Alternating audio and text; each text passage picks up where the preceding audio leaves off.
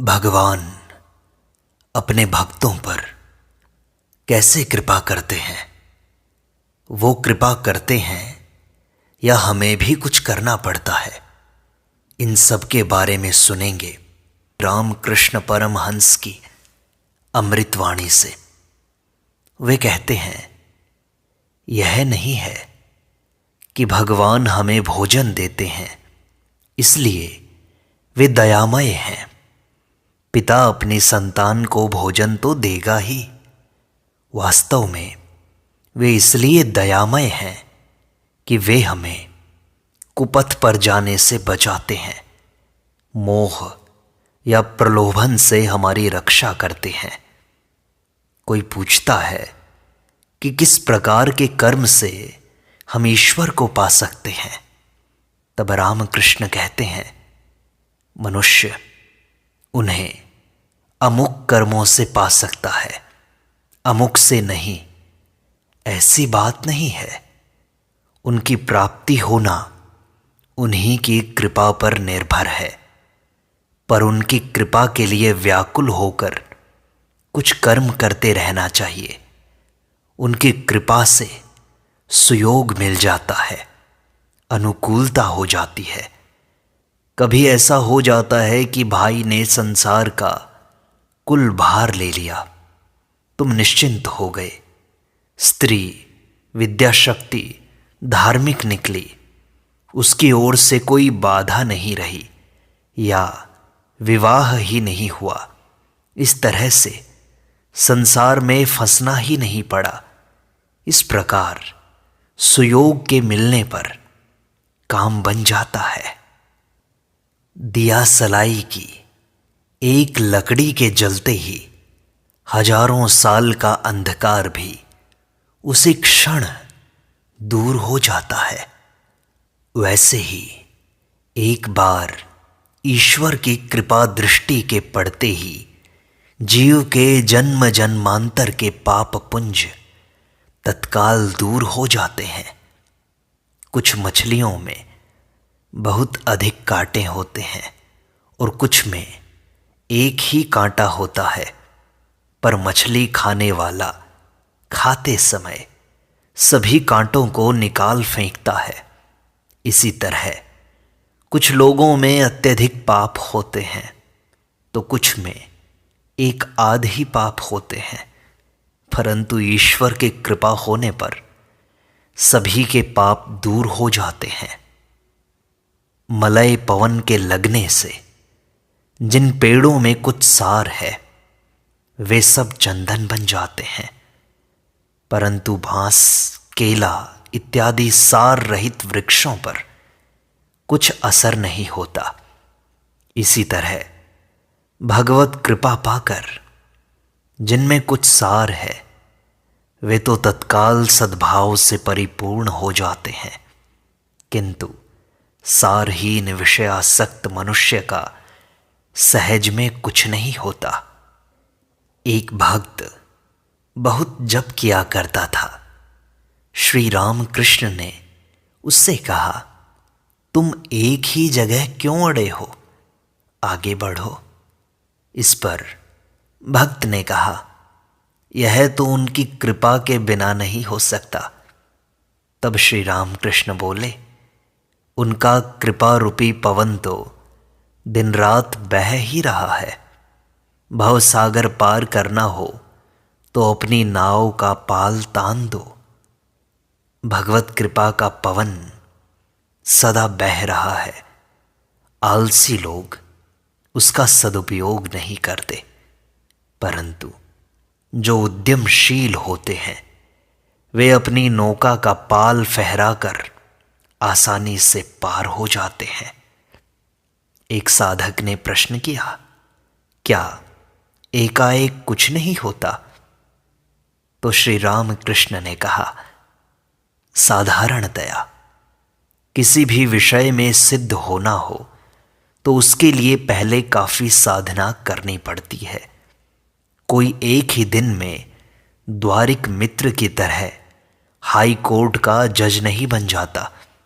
बहुत कड़ी मेहनत करने के बाद ही द्वारिक मित्र की तरह जज बना जा सकता है, नहीं तो बिना वेतन के वकील ही बने रहना पड़ता है। वैसे यदा कदा ईश्वर की कृपा से एकाएक भी सिद्धि मिल जाती है।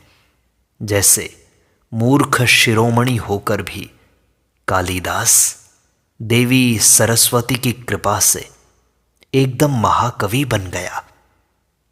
एक बार एक गृहस्थ भक्त ने पूछा कि महाराज, हमने सुना है कि आप ईश्वर दर्शन करते रहते हैं, हमें भी करा दीजिए, उनके दर्शन कैसे हों?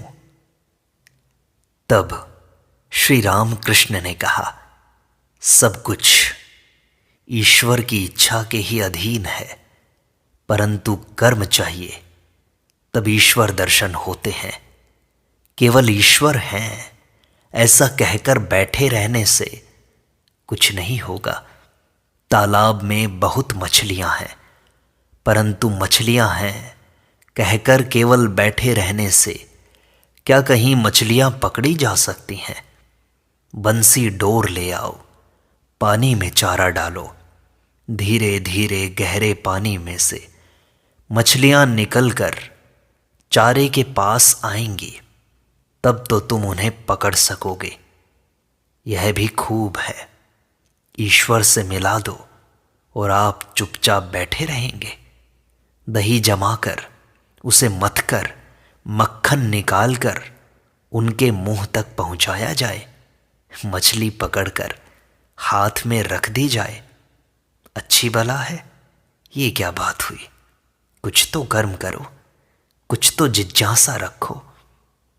बीच समुद्र में जहाज के मस्तूल पर बैठा हुआ पक्षी उकताकर नई जगह जाने के लिए एक एक करके पूर्व, पश्चिम, उत्तर, दक्षिण सभी ओर उड़ जाता है, पर पानी के सिवाय उसे कहीं कुछ भी दिखाई नहीं पड़ता। थककर, निरुपाय होकर वह फिर मस्तूल पर ही आ बैठता है। इसी प्रकार साधक भी अनुभव सिद्ध हितैषी गुरु के द्वारा निर्देशित साधना विधि का नित्य पालन करते हुए उकता जाता है तथा हताश होकर, गुरु के प्रति विश्वास खोकर निजी प्रयत्न के द्वारा भगवत प्राप्ति करने के लिए मनमाने साधन मार्गों में भटकने लगता है, पर उसका सब परिश्रम विफल हो जाता है। अंत में उसे हार कर उसी गुरु की शरण में लौट आना पड़ता है। जब तक हवा न बहती हो तभी तक लोग गर्मी दूर करने के लिए पंखा झलते हैं। एक बार हवा बहने लगी कि पंखा नीचे रख देते हैं। साधना में भी जब तक ईश्वरीय सहायता न मिले तब तक साधक को स्वयं मेहनत करनी पड़ती है। ईश्वर की कृपा हो जाने पर फिर मेहनत नहीं करनी पड़ती। हवा बहने लगे तो पंखे की जरूरत नहीं रह जाती। ईश्वर की कृपा हो जाए तो साधन भजन की आवश्यकता नहीं रहती। जीवन पर भगवान, गुरु तथा भक्तजनों की दया होने के बावजूद यदि स्वयं के मन की दया न हो तो उसका विनाश ही होता है। अर्थात इन तीनों की कृपा के होते हुए भी यदि मनुष्य के मन में मुक्ति की इच्छा न हो, व्याकुलता न हो, तड़प न हो, तो सदुपदेश, साधु संग इत्यादि जो भी उपाय हैं सब विफल ही हो जाते हैं। कितनी भी चेष्टा करो, भगवान की कृपा के बिना कुछ नहीं होता। उनकी कृपा के बिना उनके दर्शन नहीं मिलते, परंतु उनकी कृपा भी सहज रूप से नहीं होती। उसके लिए अहंकार का संपूर्ण त्याग करना पड़ता है। मैं करता हूं, इस बोध के रहते उनके दर्शन नहीं हो सकते। भंडार घर में अगर कोई हो और उस समय घर के मालिक से अगर कोई कहे कि आप भंडार से अमुक चीज़ निकाल दीजिए, तो मालिक यही कहता है कि वहाँ तो एक आदमी है न, तो मेरे जाने की क्या ज़रूरत। जो खुद ही कर्ता बना बैठा है, उसके हृदय में भगवान आसानी से नहीं आते। उनकी कृपा से ही उनके दर्शन होते हैं। वे ज्ञान के सूर्य हैं। उनकी एक ही किरण से संसार में यह ज्ञान का प्रकाश फैला हुआ है। उसी की सहायता से हम एक दूसरे को पहचानते हैं और संसार में तरह तरह की विद्याएं सीखते हैं।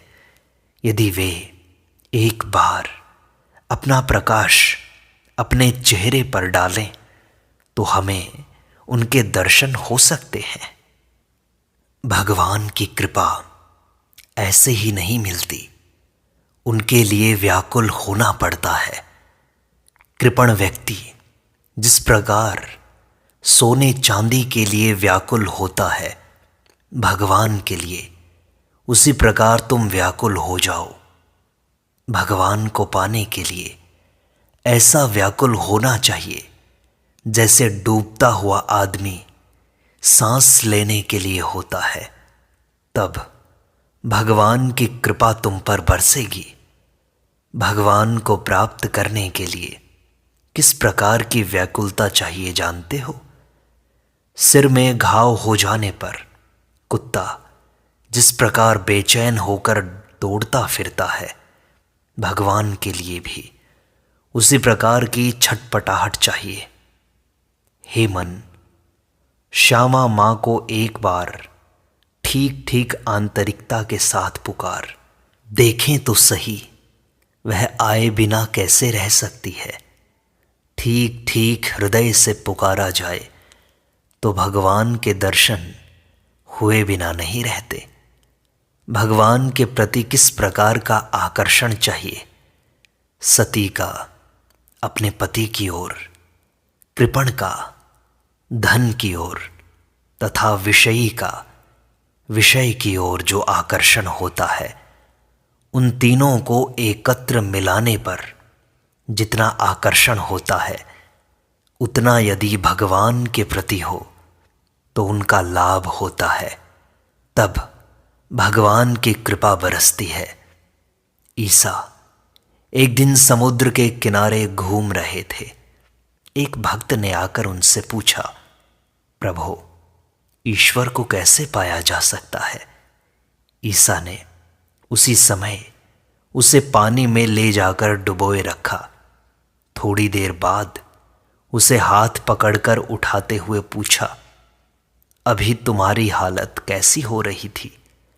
भक्त ने उत्तर दिया, प्राण अब गए तब गए ऐसे हो रहा था, बेचैन हो गया था। तब ईसा ने कहा, जब भगवान के लिए तुम्हारे प्राण इसी तरह व्याकुल होंगे तभी तो उनके दर्शन होंगे। इसी जन्म में ईश्वर को प्राप्त करूंगा, 3 दिन में प्राप्त करूंगा, एक ही बार उनका नाम लेकर प्राप्त करूंगा। इस प्रकार की तीव्र भक्ति होनी चाहिए, तभी भगवत प्राप्ति होती है। हो रहा है, हो जाएगा, इस प्रकार मंद भक्ति ठीक नहीं है। इस जन्म में ना हो, अगले जन्म में भगवान को पाऊंगा, यह कैसी बात हुई? ऐसा ढीला ढाला सुस्त स्वभाव नहीं रखना चाहिए। उनकी कृपा से उन्हें इसी जन्म में प्राप्त करूंगा, इसी क्षण प्राप्त करूंगा। मन में इस तरह का भाव रखना चाहिए, विश्वास रखना चाहिए। इसके बिना नहीं होता। गांव में किसान लोग बैल खरीदने जाकर पहले बैल की पूंछ में हाथ लगाते हैं। कुछ बैल ऐसे होते हैं जो पूंछ में हाथ लगाने पर कोई विरोध नहीं करते, बल्कि अंग फैलाकर लौटने लग जाते हैं। ऐसा देखते ही किसान लोग समझ जाते हैं कि ये बैल किसी काम का नहीं है और पूंछ में हाथ लगाते ही जो बैल तिल मिलाकर एकदम उछलने लगते हैं, तो उन्हें देखकर वे समझ जाते हैं कि ये खूब काम आएंगे। इन्हीं में से वे बैल पसंद करके खरीद कर ले जाते हैं।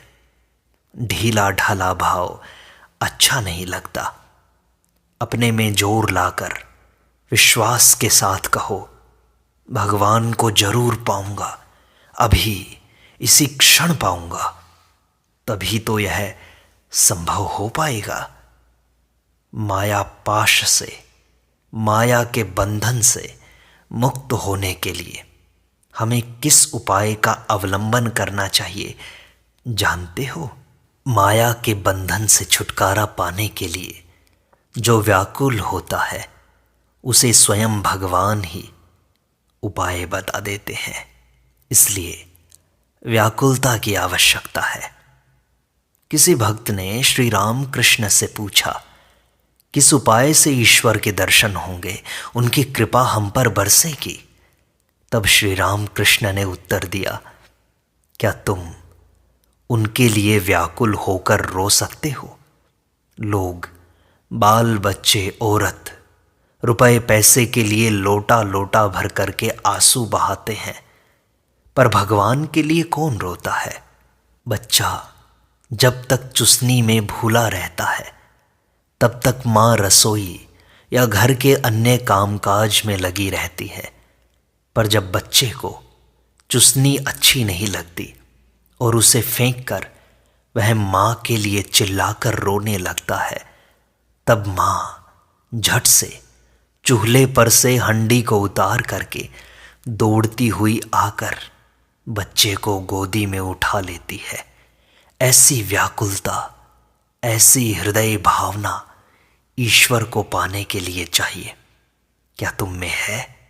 अगर है तो तुम इसी क्षण ईश्वर को पालोगे, उनकी कृपा को महसूस करोगे।